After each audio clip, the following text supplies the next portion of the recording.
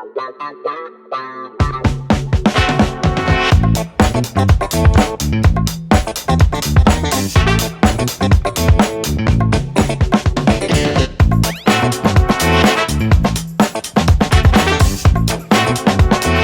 friends, hope you're all well. Simon Gibson here. Welcome to Success Won't Come Calling, which is the podcast for people who want to be better tomorrow than they were today. I'm in our studios here and I'm today talking to Gordon Duncan. Gordon's going to be my first Zoom guest, so I'm looking forward to that. He's not actually here in the studio, but he is going to be on that screen just there. Gordon is a promoter and manager in the music business, and he has got a phenomenal CV. He started working in the 90s with a little band called the Spice Girls. Have you heard of them? And he's worked with some of the most fantastic musical talent in the business over the years, right up to artists such as Capaldi and Emile Sande in the present times. I'm going to be talking to Gordon about what he's learned from those artists, about why he thinks they're special, about how he helps them with their careers, about how he's been impacted by COVID, and about how he plans to rebuild in the period ahead. He's a fantastic guy, Gordon Duncan. He's a legend in the music business. I'm really looking forward to talking to him. I hope you enjoy hearing it. So please do relax and enjoy this episode of the podcast with my guest, Gordon Duncan. Gordon, thanks for doing this. Hello, how are you doing? Yeah, really, really well. Thanks so much for coming on the podcast. It's great to meet you. You, as you know, I admire the work you've done so much in terms of your track record in the music business. Some of the fantastic artists that you've represented over the years, right up to the present day. We've got so much to talk about, so much interesting stuff for our audience. But we do guest rider on the podcast, as you know. We drink whatever the guest wants. This is our first ever remote guest rider, but we are drinking the same thing. Do you want to introduce what we're drinking throughout the podcast? Well, I would like to introduce your podcast viewers and listeners to a beer called Gem, which is an amber ale from the Bath Ales Company. And I love this beer. I live near Bath and I've been drinking it ever since I moved here. And it's a nice in-betweeny ale. It's 4.8, but it's, not too heavy. You can have a couple of them quite comfortably. Thoroughly recommended. I've just had a sip and it's going down very comfortably. So first of all, cheers. Thank you for coming on and thank you for this recommendation. So you are you've run a PR agency in the music business for many years. Yes. How does someone get into that business? Were you someone who was always very committed to becoming to moving into that sort of business? No, to be perfectly honest, I started off. I used to play in bands. There's a lot of people who've ended up in music business roles. I'm a completely failed musician, but I did I always played music. I played violin when I was much younger and in orchestras and things. And then round about 16, I guess, I started playing bass with some friends in, your usual rubbish garage bands. And I sort of progressed to a point with the band where, we were doing all right. We were playing in our hometown, we could sell out the main hall, which was probably 600 odd people. And we could do some reasonable business in Scotland. We played a lot. We played every weekend and we practiced, religiously 3 or 4 nights a week. And, but I think for me, it just got to the point where I certainly reached the end of my talent. And the guys in the band were much better musicians than I was. And I think I realised that I ended up being the one who kind of did the organisation. A lot of the PR. So I didn't know it was called PR at the time. But I'll give you an example. Whenever we were playing in a town, I and this was just logical to me. I didn't know that you didn't do this, but I would just find the local radio station, go up there in the morning, knock on the door and say, "Oh, hello, we're playing in town tonight. Will you have me on and plug the gig?" And they'd sort of look at me strangely and go, "Yeah, all right, if you want." I'd just roll up and do it. And I didn't realise that nobody used to do that. It was all organised by somebody like me now who was arranging these interviews for them. So I was kind of doing it before I realised that there was a job there. And meanwhile, I was at university doing accountancy, which I knew instantly I wasn't going to do for a living, but it allowed me. I was involved with putting on a lot of gigs and events at the university for the whole time I was there. And all of that just kind of came together at the end of uni, where I had to make a decision about what I was going to do. That it certainly wasn't going to be accountancy, but that maybe there was something in the music industry that I could, because I'd kind of been doing a lot of stuff anyway. And I found a college course at a college in a place called Bathgate, to which we'll return later. Bathgate turns out to be quite a pivotal place in my career, but they had a course, 1 year course, which was a business studies course, but specialising in the music industry. And I managed to get a place on that.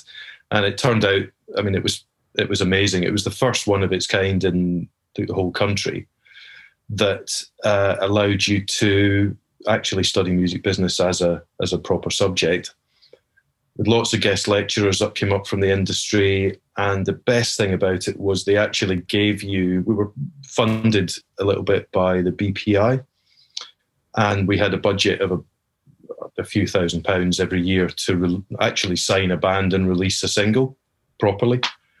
And they gave you a little office and a phone and a fax machine and this little budget and said, go and make a record and put it out for real, which we did. And I think we released a single by a band called Smile, who were from Edinburgh.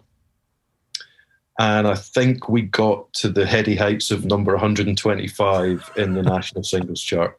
That's not a bad effort, though. It wasn't a bad effort. At the time, we were gutted because, I think we all thought that we were going to smash the top 40. But looking back on it, 125 then was actually not bad. We did sell some copies. So it was an amazing experience. And following that, I had to stay on at uni and finish some exams there. But I helped out at that course for another year and then moved to London. I had an offer of a temp job at the post room in MTV, which I took, which lasted all of 3 days. I was staying on a friend's floor and I thought, oh, this is interesting. I'm effectively not quite homeless and jobless in London. So I tapped up. We'd met some HR people through the course, and I just called one of them, who was at BMG Records at the time. And I said, have you got anything for me? And she said, well, we've got a post-room job going for a couple of weeks. Do you want to come in for that? So I went in, did that. And then after a couple of weeks, once you're in, you start to hear about what's going on in the company. And I got offered, I got offered an interview for a job in the press department at Arista Records. So just before you get to that, I've got to ask, what became of Smile? Well, Smile were brilliant. The lead singer is a chap called Dean Owens, who is a successful country singer, still based out of Edinburgh, I believe. So he's still in the business and making a living and doing all right for himself, as far as I know. Oh, well, good for him. And I mean, it's good that we're going to move on to the other different musical talent that you've helped establish that platform for success. But it's interesting that Smile were the first. So I'm sure he'll be tickled that I'm mentioning him on the podcast. So you get this. So what was the record company you were working for that you've just mentioned? Well, like the job that I ultimately got was at Arista Records. Yeah. The industry's changed and the ownership of the industry has changed a lot, obviously, since then. That was in 1992. I moved to London. So Arista was part of BMG, which a few years later, Sony, I think I'm getting this right, Sony bought BMG, which was also RCA Records at the time. Anyway, it's all been bought and sold and changed. I think Arista is still part of Sony now, but I would have to check. So I know APB, your own PR agency. You started that in 1998. I know. So you've just said that there's a period between sort of 92 and 98 where you were working presumably in the record industry. What were you doing in that period, in that window before you started your own business? So I worked for 3 years at Arista. So I was the press assistant there to start with. There was 3 of us in the press department, and we were working artists. It was a sort of strange combination, actually, of sort of Europop stuff like Hadaway and Dr. Alban. We were massive in that world. But we also had a lot of American hip hop, like Notorious B.I.G., which was bonkers to work on. That was just really breaking big at the time. We had a lot of American country artists, and we had the big record that we had while I was there, and it was actually happening just as I started. I came in at the tail end of I think it was a 17-week run of I Will Always Love You from the Bodyguard soundtrack, the Whitney Houston single. So when you see, so that was on that record label, Yeah. and obviously you've mentioned of such a wide range of different musical genre there. Yeah. What was your job in relation to that music? Were you promoting it? Well, I was just starting out, so I was the press assistant. So in reality, I was folding press, because this was the old days when we had, well, to put some context on it, we had one mobile phone between the 3 of us and one desktop computer between the 3 of us. And I remember the day that we got email. So my job was helping the 2 much more experienced press officers, or head of press and senior press officer, to get their job done. So it was a lot of, stuff, because we had to physically send CDs and press releases out and photographs. I'd have my stack of Jiffy envelopes, press releases, CDs, and then 10 by 8 photographs or little colour transparencies. And you'd build this package and put it all together. Hundreds of them, take them to the post room to send out. And who are you sending them to? Are you sending them to like newspapers and that sort of thing? Newspapers, magazines. It was specifically press that we were dealing with. So, but was the objective there that you wanted the newspapers to review them and hopefully say nice things about them, which would increase sales? To review them, to do reviews. Our job was really to. Well, I suppose it's 2 things. It's when you've got a new artist, it's to get them into the press, and when you've got an established artist, it's to manage their profile and manage what press is done and make sure the right things are being done in the right way. But yeah, for me starting out, it was a fantastic experience, because the music, the range of music was so wide. The range of different journalists you were speaking to, because you would have specialist, hip hop magazines, or you would be talking to, the music editor of the Sun or something, and everything in between. So you got a really wide range of contacts out of it, and gradually I kind of got my own projects to do as the years went on there, and I was there for about 3 years. So fast forward then, that's fascinating. Fast forward to the point where starting your own business became a viable consideration. Well, after Arista, I got offered a job at an independent label, which I went to for about a year and a half. At that label, I got made redundant from there, actually. I think they merged into another label or something. Anyway, the job disappeared. And I went back. My original boss at Arista had moved in the meantime to Polydor Records.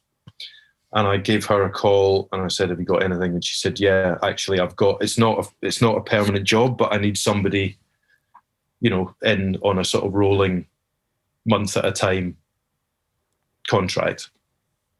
So I went in there, forever grateful to her. And I think I was there for maybe 6 months, just on that rolling contract, but there was never a permanent job there. So yeah, after about 6 months of that, and there not being a permanent job there, I suggested to my boss that what if they gave me the work that I was doing in-house, but just gave me it as a freelancer. And they agreed to that, which was great. It wasn't enough money in itself, to completely sustain me on its own. But it did mean that I could start calling around some contacts and see, what other work there might be out there. And coincidentally, another guy that I knew had started at Virgin Records on the same day as I'd started freelance. And I called up and I left a message for him just saying, "I'm doing this. If you happen to have any work, give me a shout." He called me back about a month later and said, "Well, yeah, we've got the regional press account is available. Would you like to do the whole label?"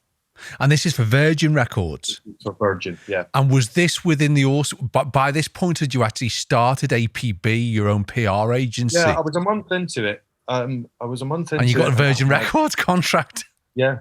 Wow. Yeah, I know.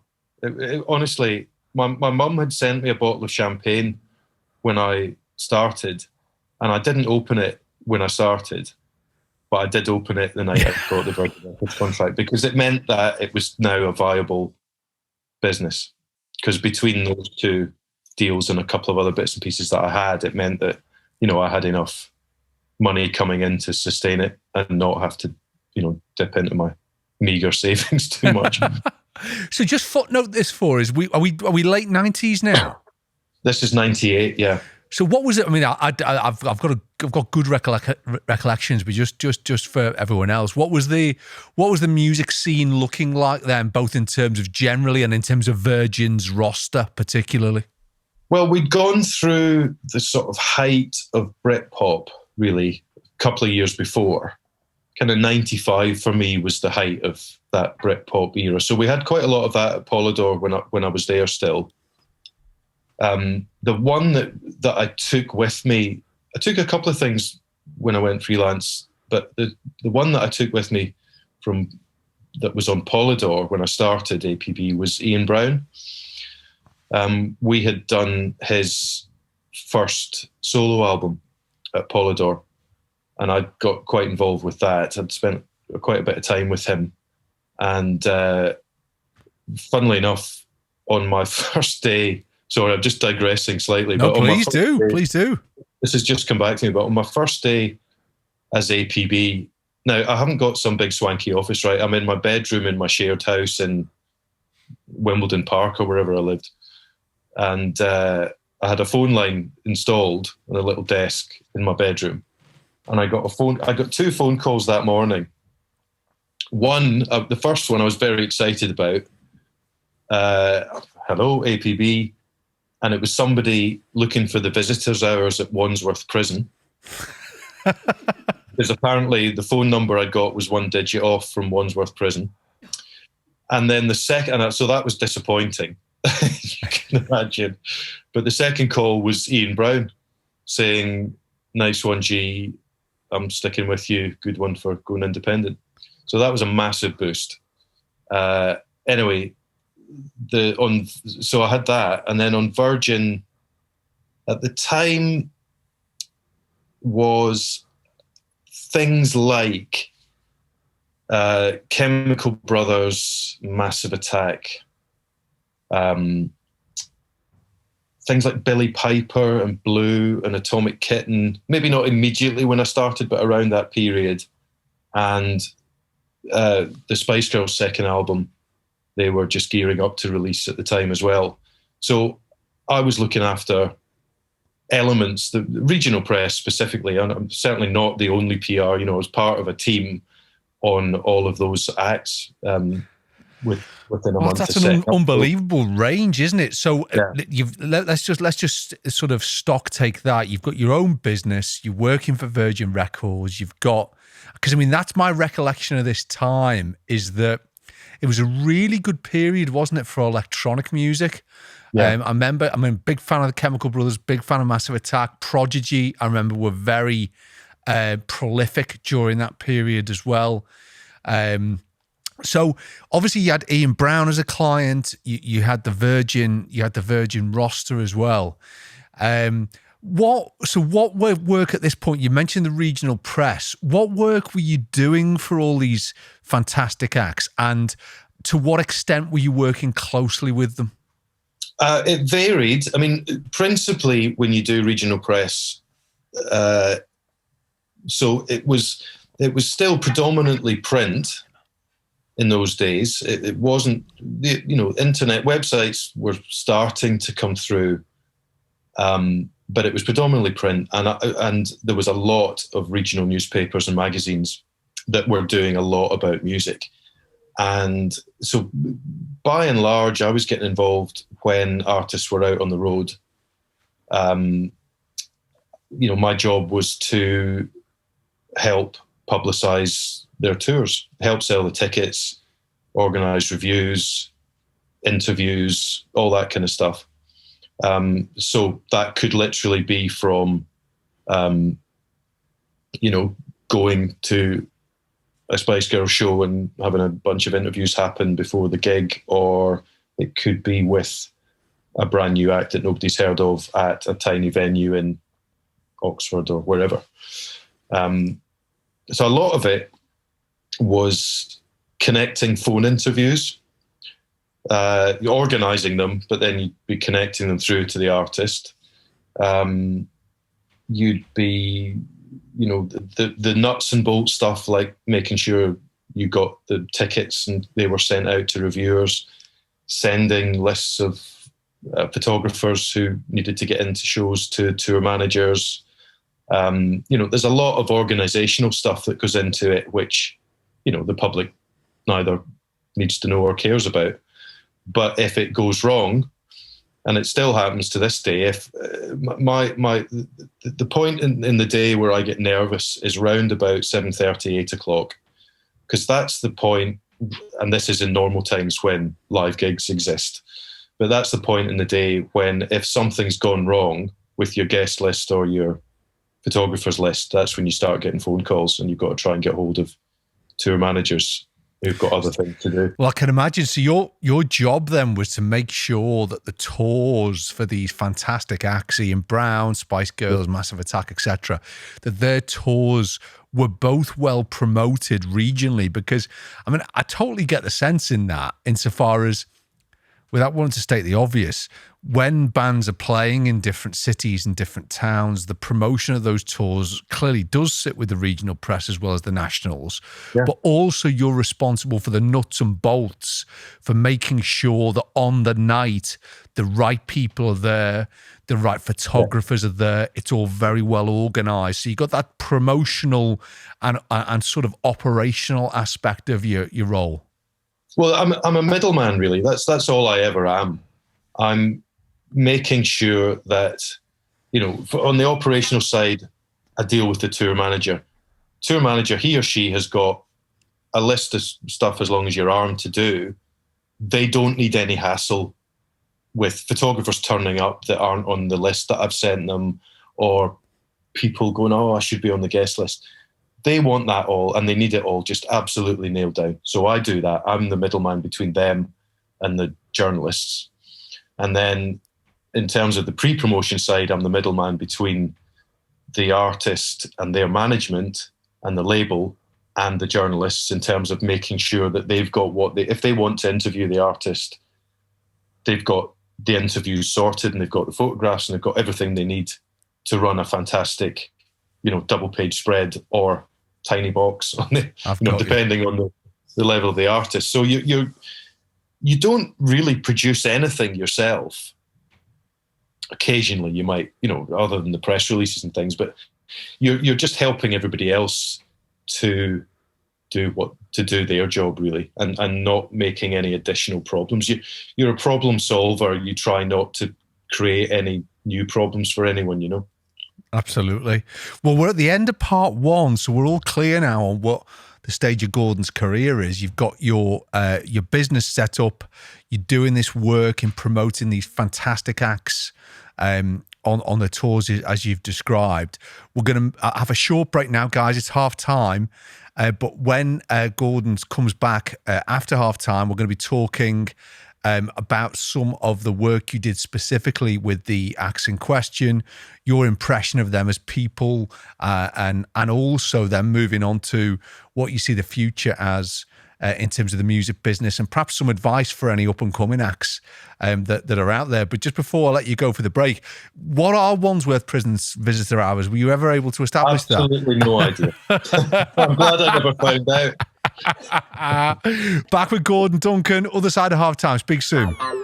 It's half-time, friends. My recommendation this week is for those who contacted me about the podcast who are interested in starting their own. What a number of people have asked me is how they start to put a podcast together. Well, my recommendation is that your first port of call is Carla Spate. We're going to put Carla's business details and also her contact details on our own socials. I would recommend that you contact Carla to discuss getting your own podcast live, or for advice on your existing podcast if you've got one up and running and you want to give it that extra bit of spark. Carla can provide marketing advice, she can help with guest bookings, she can help with PR, and she's generally the podcast guru, and I couldn't thank Carla enough for the work that she's done with us. So this week's recommendation is Carla Spate, and now it's back to the podcast with Gordon Duncan. It's brilliant, isn't it? Gordon, welcome back. Hello. How's the beer going down? Lovely. Yeah, it's really, really tasty. So we left off in the late 90s. You've got your own business. You've got this fantastic contract account with Virgin Records. I just wanted to ask about one of the acts you mentioned, who I think most of the audience will know, and that's the Spice Girls. Because I remember I was early 20s and in the late 90s, but I remember the way in which they came to fame, and it was obviously they weren't the first act to get mainstream media coverage by a long way, but they were the first act I'd ever encountered where their personal lives were being micromanaged to the same extent as their artistic lives by the national press practically every day. Tell me about your working with the Spice Girls. Maybe you could just tell us a little bit about that and about what your impression of them was when you first started working with them. When I started with them, they were already big. I mean, the first album had already been a huge success. I wasn't there at the very start. It was kind of in the run-up to the second album coming out, and it was just before Jerry was still there when I started working with them. The first time I met them, I had to go to I think it was in Birmingham at whatever big venue it was there, an arena show, and I had to go backstage, and I had some press coming to interview them. And I was standing outside the dressing room, and I knocked on the door, and I could hear they were in there, but I hadn't been let in yet, and the door flew open, and Mel B stuck her head out and went, "Have you got a fag?" And was looking for a cigarette. So that was my first. Meanwhile, over my shoulder is David Beckham playing kickabout with somebody else, one of the crew, I think. And from then on, it was just a lot of fun because they were having fun. It was obviously all happening. They knew, they were big, and it was. I remember actually that day there was. I think it was Fender guitars had brought them each a customized Strat, and they were all laid out, each with the different design. Mel B had the leopard print, and whatever else they had. I thought, this is amazing. Fender are making them good. No, they don't even play guitar as far as I'm aware. And all of this stuff was going on, and I found them tremendously good fun and actually very easy to deal with from my point of view, because by the time you were with them, everything that you were doing with them had been agreed and worked out, well in advance, and they were up for it. They knew that this was their shot, and they seemed really into it and together. Although, having said that, not long after that show, or I can't remember the timescale exactly, but it couldn't have been that much later that Jerry actually left the band. So whatever had gone on there, I hadn't really been involved in the run-up to that, so I don't know. But so principally I worked with them as the 4-piece, and then when they never really called it a split, but when they split at that point after that album, I worked on the 4 of their solo albums. And fascinating stuff, because of course they gained an astonishing level of global fame at a pretty young age. And obviously we talk about success on the podcast in terms of how people achieve it and the challenges they face. Was there from your perspective something unique about the Spice Girls which made them particularly able to project, to sort of escalate to that level of success so quickly? It's hard to say unique. They were certainly, the amount of energy and the positive energy that they put out just as people when you're in the room with them, it was absolutely infectious. And they were just a lot of fun. Whether it's unique or not, it was certainly a unique combination of people.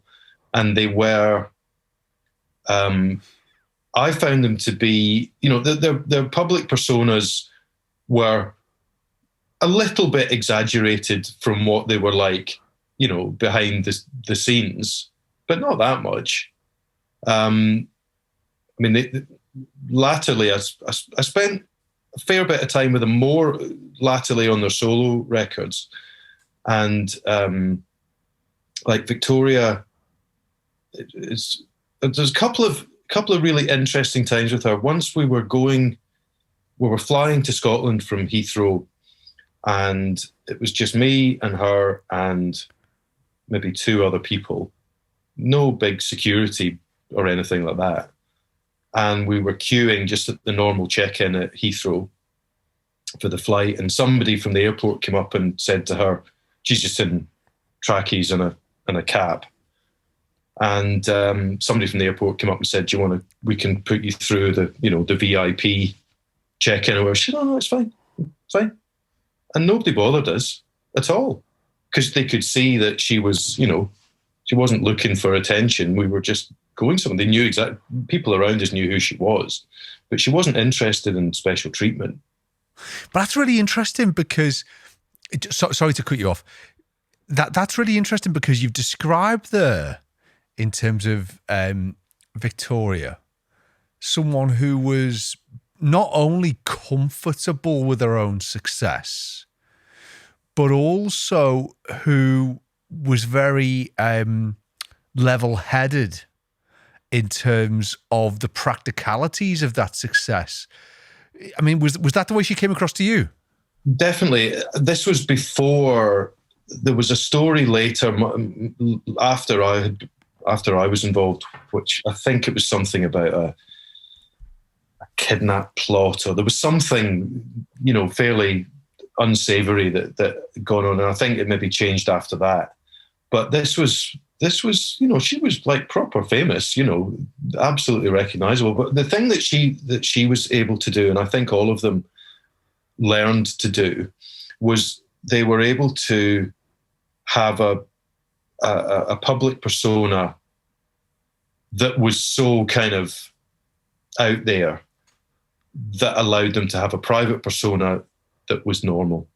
And, Victoria always had the reputation of never smiling in photographs, but when you were just with her before the door opened into whatever the thing was, she'd be cracking jokes and having a laugh. Of course, she's a normal person. And she would go into the slightly pouty, I'm not smiling, thing. But I think, I never asked her about it, but I think that was her way of keeping the public and the private separate. And I think that's really important. Yeah, because of course in those days, I mean, I don't know if social media existed, but if it did, it was nothing like it is now. And I want to move forward to the difference between then and now. But do you think if the Spice Girls' success had happened 15 years later, would they have been as successful in terms of putting that dividing line that you've described between their artistic lives and their private lives? Or do you think it would have been more difficult for them to manage the success in the very level-headed way you've described, Gordon? I think it would have been harder. I mean, for example, we used to get calls in the office about all sorts of stuff that was really unrelated to the girls. But things like, I remember one with, I think Emma's mum had been at a restaurant and the local newspaper had been called saying something like, it was something like she hadn't left a tip or something like that, right? Her mum, Emma's mum. Whatever it was something, and this was just one example. We used to get these all the time, and the journalists would be looking for a quote from Emma about whatever it was, whatever member of the family had done or not done. Now, all we need to do to shut that down was just not respond to it. Whereas now, it would be accompanied by a video on somebody's phone or a row with a waiter, whatever it would have been recorded in some sense. And it would have been up on Facebook or Instagram or whatever before you know it. And then it's off and running and it's a thing. We were kind of at the tail end of having okay, they were getting papped, all the time. But once you're behind the closed doors, most people didn't have a camera phone to snap you wherever you were or get a selfie or any of that. I mean, I'd walk down the street with them individually and people fall over, literally, when they see them. I mean, it actually happened with Mel B one time. We were going into a radio station somewhere and we just had to get out of the car and go into the radio station. It'd be 20 yards down the street. And a woman went and literally fell over in the street in front of us. Did she ask her for a fag as well? But so I think it was very different. It was very different. I don't know whether it was easier or not. I mean, I'm not the one who was the focus of the attention.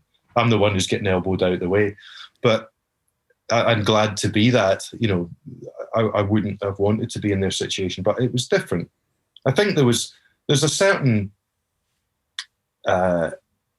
mystique that I think we've lost slightly, which I don't think was a bad thing for the fan as well as for the artist, where you could have at least some kind of separation once you were behind, in the restaurant or, wherever you were going, you weren't going to get so much. It's the camera phone in the face looking for the selfie, I think, is the big difference, because it's constant with these people. It is. And I mean, on that note, I just wanted to move fast forward quite massively, because let me just give you one Victoria story. Please do. It would have been completely different had there been camera phones, right?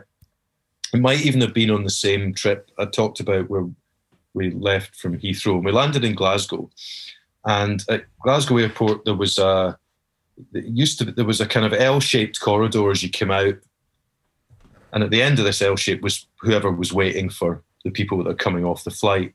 But at the dog leg of the L-shape there was a screen, and so we could see, you as the passengers coming off could see who was waiting for you at the end of the thing, but they couldn't see you at this point, right? So I'm walking with Victoria. A guy comes up behind us and he just says, "I'm really sorry to interrupt. I don't mean to be rude. I'm not mad.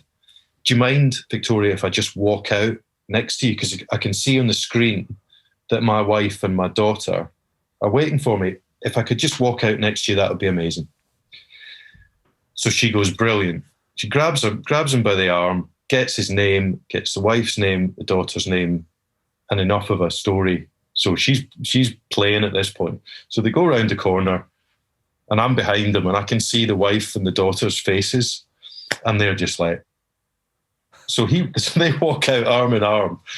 She goes, "Anyway, John, lovely to meet you again. Lovely to see you again. What a coincidence. This must be little Elsie and your wife. I've heard so much about them. Anyway, see you later," and we walk off. And I'm walking past the wife and the kids, and they're just like, "What just happened?" And it was so brilliant and sweet. If there'd been camera phones, it's a shame for them that they didn't have it almost. Yeah. It was so pure because they didn't, because everyone could just enjoy it in the moment. Nobody was trying to spend 10 minutes getting a selfie. It didn't go in the press. Nobody ever knew about it. This is the only time I've ever told that story in anywhere public. And, those little moments, I think, from my point of view of kind of being behind the scenes, it's just absolutely glorious.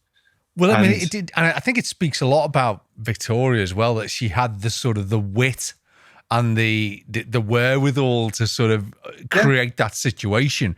Let's just move on to this issue about what we've lost, or perhaps how the challenges have increased. Because as the years have progressed, of course, you've continued to do all this fantastic work through your business, APB, your agency. You've worked with so many fantastic acts. I just wanted to bring us right up to date to sort of reassess the challenges that both you as a PR and your clients face in this new era, where really every moment of our waking day, and particularly if you happen to be famous, is photographed, is videoed, is micromanaged. Yeah. I mean, obviously, just talk us through any of your clients you've sort of acted for or you've represented in the last few years who our audience will know. Well, probably the one that's most equivalent to, I mean, probably, I don't know, it's arguable whether he's quite there yet, but certainly in the last couple of years, Lewis Capaldi has achieved the kind of level of fame. He's in the ballpark, right? Yeah, absolutely. He's one of the biggest breakthrough artists in the world. He's certainly the biggest breakthrough artist in the UK for a couple of years. And he's, talk about social media making a difference to his career. In some ways, the whole thing's been led by his ability to and willingness to arse about on social media, and to put himself out there in such a kind of genuine and genuinely funny way that contrasted with his, thoroughly depressing songs. I mean, great pop songs, but, there's not one of them that isn't a heartbreaker. And somehow the two just work incredibly well together, because You know, you can be a fan of his as almost, you know, your online comedian. You can be a fan of the music, and if you get the whole package, then you're just in. And he's, you know, he's somebody you want to know about and want to know what he's up to and want to hear his. Well, I was going to say hear his opinion, but he never really expresses an opinion on much. Occasionally he does, and you know, I know he's a very sensitive and caring bloke, but he doesn't often put that side of himself out there. He tends to just take the mickey out of anyone and everything that crosses his path, and it works. I wanted to ask you about that because I just wonder whether the fact that he doesn't sort of express opinions or maybe give that side of himself away. I wondered how you would compare the challenges that Lewis Capaldi faces in terms of building a platform for his continued success compared to what the Spice Girls faced in the sort of late 90s, early 2000s. How would you compare the task that Lewis has got on with what the Spice Girls had on those years ago? Well, it probably comes down to the difference in the way that the mechanics of the music industry work. In those days with the Spice Girls, it was you were selling a CD and you wanted to sell as many CDs as you could. Once people had paid their £8, £9, £10 for that, they own that product. You know, the investment gets validated by the fact that a lot of records have been sold. And you know very quickly, once an album's on sale, whether in fact you probably knew well before because you had literal pre-sale orders from the retailers to tell you how many were going to be in the shops in week one. So you could kind of tell, have we done all right with this or not? Whereas the big difference with an artist these days is, I mean, physical sales is still a factor, but really it's all about streaming, and you have no clue whether a record's going to react. It used to be you'd get the single would go on the radio weeks up front, so you'd be building an audience for the music before it was ever released. Whereas now, the first radio play and the single are out on streaming services at exactly the same time. I mean, everybody's taking a massive leap in the dark at that point, and you genuinely don't know what the audience's reaction is going to be, and you don't get that immediate sort of return on your investment by the album sale. I mean, okay, that's not strictly true. Lewis did sell an awful lot of physical albums when this first album came out, but it's continued from streaming, and there's a lot of acts that don't really sell much physical product anymore, and it's all about streaming. So you're a little bit less sure of what's going to work musically. I bet, and I mean, against that backdrop, if there is anyone listening who's part of a band or who has aspirations to commence a career as an artist in the music industry, clearly what you've described is quite an uncertain situation. Is there a future for any band or artist who wants to commit their career to achieving the success that some of your clients have been able to achieve? Well, I think there's two sides to that. There's two sides to the answer to that question. One is it's the barriers to entry, as you say in business, are incredibly low, right? You and I could write a song now and it could be on Spotify in a couple of days, right? Now, what does that mean? It means that we can do that. It doesn't mean it's any good. It doesn't mean anyone's going to listen to it.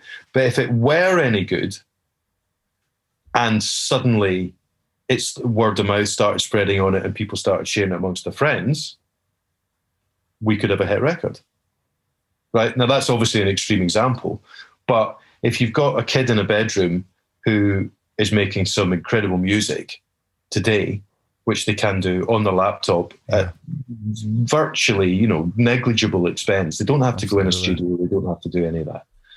They don't need a band. They don't need any massive. They need a talent and desire to do it.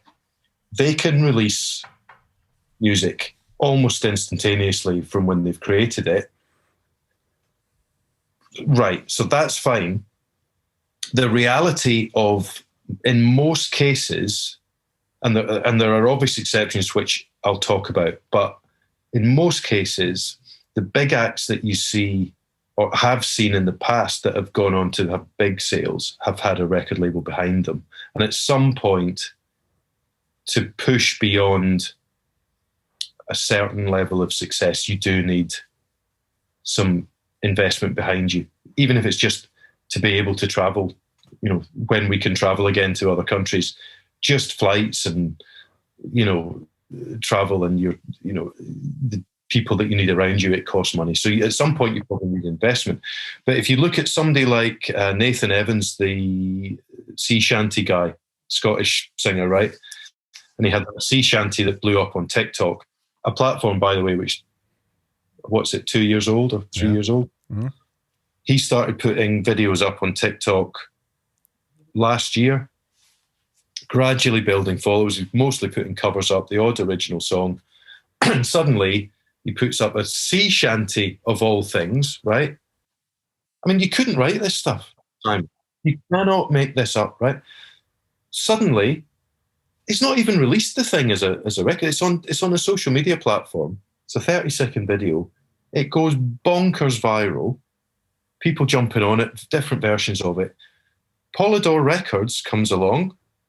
Well, and it wasn't just Polydor, by the way. There was a lot of interest in him. And, that young man was paid an awful lot of money to sign to Polydor Records, right? And they're about to release a single, which is an original song, which will be the real proof of the pudding, to see if they can turn that, what we used to call a novelty record. I think that's slightly unfair, but, into, can we actually give this guy a career? Yeah. Now, at Christmas, nobody had heard of that guy. It's not even the end of June, and he's already one of the biggest breakthrough. He said one of the biggest breakthrough records in the world. It was number one in I don't know how many countries. Number one for 3 weeks. So what you're describing there, that Gordon, is a sort of a future for potential artists, which is both full of opportunity but also full of uncertainty. Yeah. Which sounds like it's the nature of the beast. The bottom line of it is, and I think this is what's always been the case, you don't go into music when you're starting out to be a pop star. You can only go into it for the sake of your sanity if you love doing it. Yeah. And you want to do it. And that's what you'd be doing anyway. For those people, the ability to release music really easily is an absolute joy. I wish I'd had it if I'd had that opportunity when I was 18, I probably wouldn't be talking to you today, because I'd have found a way to make a living out of music, right? But it wasn't there. I'm glad you are talking. Sorry, go on. But now, if you set out, you cannot, I don't think, I've yet to see the proof that you can do this. I don't think you can plan to have a viral TikTok hit, right? Because it's the Wild West. It's spontaneous, isn't it? Yeah. You've got no idea what the combination of things that people just suddenly respond to on there is, and that's brilliant. It's brilliant if you're into that kind of stuff.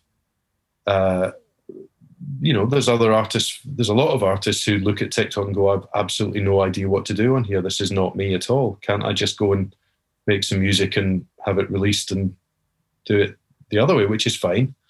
So I don't think it's no different in the way that do it if you love it. If you don't love it, don't bother. You're going to make a fortune out of it, because that's not the reason to do it. It's a love thing, Totally. So that's the future for prospective artists. It's sort of the opportunities are there, but make sure you've got that drive and that passion before you commit to the career. How about yourself, Gordon? Just to wrap up, in terms of your business, in terms of your plan, we're hopefully coming out of this really difficult COVID period, which has affected everyone in the entertainment business. What are your aspirations in the years ahead in terms of the work you're going to do with APB? Well, APB is good. We've still got lots of great artists. It's been a tough year, principally because we've not had those artists out touring. But I think it looks like we're going to get back to that quite soon. I have another business which I've had for the last 3 years, which again has been slightly quiet for the same reason. But I have another business doing sort of more comms consultancy on the more kind of serious and tricky sometimes end of things, particularly advising music festivals in how to deal with some of the more difficult things that might happen on or around a festival site. Issues around drugs and crowd safety and anything that is the side of things that you'd rather didn't happen. I help events to plan how to deal with those things and to deal with them when and if they actually happen. And my most recent thing is I've started managing an artist, which is something I've always wanted to do, but I've not unless I found the one that I absolutely love. And I did find an artist a couple of summers ago who just blows me away, and I'm in the midst of trying to help him get his career, going in the right direction. So those three elements of what I do hopefully they'll all keep me busy. Are you allowed to tell us who the artist is so we can? Yeah, it's he's a Scottish singer called Luke Lavolpa. Luke Lavolpa. Lavolpa, Lavolpe. At the start I said I went to college in Bathgate. Yeah. So Lewis Capaldi comes from East Whitburn, which is near Bathgate. Luke is an old friend of Lewis's. They grew up together. This is not how I came across him. I met him separately from that, but coincidentally turned out to be Lewis's mate, and he's from Bathgate. So my career has come full circle.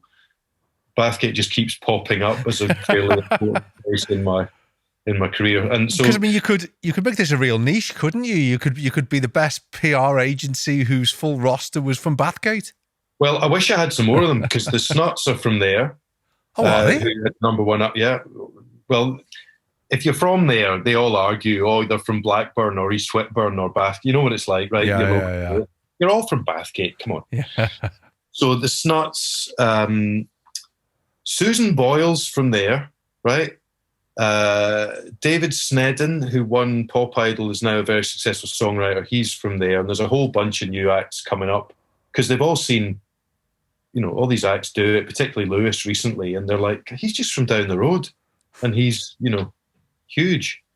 So, so anyway, there's a lot going on there, but Luke is an incredibly exciting artist, and we just can't wait. He's due to have his first festival show on the 23rd of July at Latitude Festival, which looks like it's going ahead. Yeah. And so hopefully from that point onwards, we'll be all guns blazing. Well, I certainly wish you good luck, Gordon, in terms of getting to that all guns blazing position. It sounds like you've got tons in the pipeline. I've got to say, it's been fascinating, that whistle-stop tour through the music industry in the 25 years of your career. We ask this to all of our guests on the podcast. What does success mean to you? Well, principally, personally, it's, being a dad and a husband. It means being able to, provide for my family, keep a roof over the head. The last year's been one of the toughest that we've had, we're all right. But, it's not been easy. So that's important.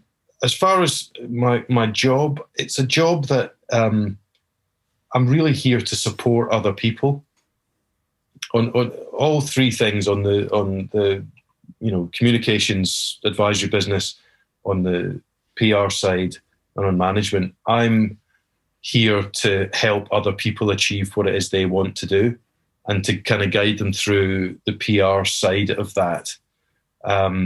So if I have an artist like a Lewis Capaldi who, gets more and more successful, then that's success to me.